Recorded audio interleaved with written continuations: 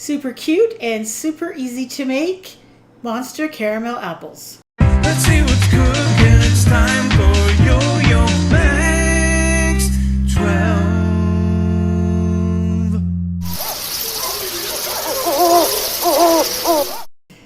Hello everyone. First thing we're going to do is get the hair for these little caramel apple monsters ready. This is a package, about 2.5 cups of crispy chow mein noodles.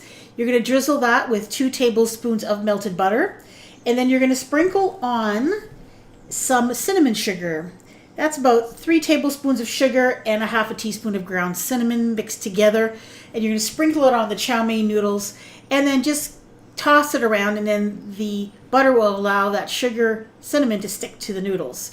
Then you're going to put it on a baking sheet or in a baking dish. You're going to put this in the oven at 350 degrees for about 12-15 minutes until the noodles get kind of like a golden brown color. Now for the little feet, we're going to use Nutter Butter cookies. Those are peanut shaped cookies that are peanut butter flavored, and I'm just using a sharp serrated knife just to gently saw through them to cut them in half.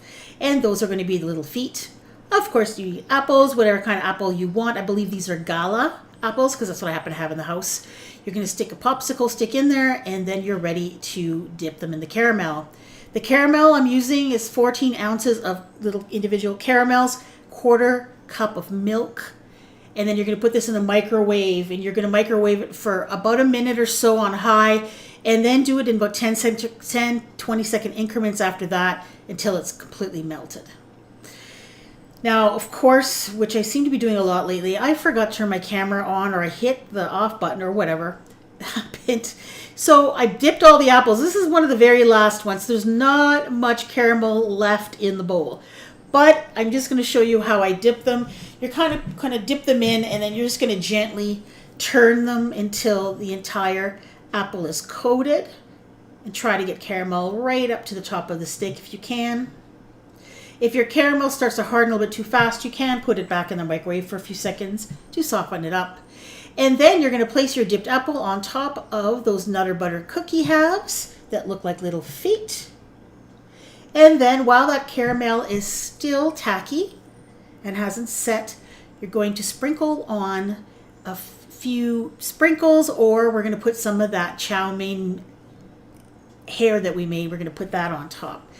And you can see that in the background, some of those apples facing the other way have the chow mein hair.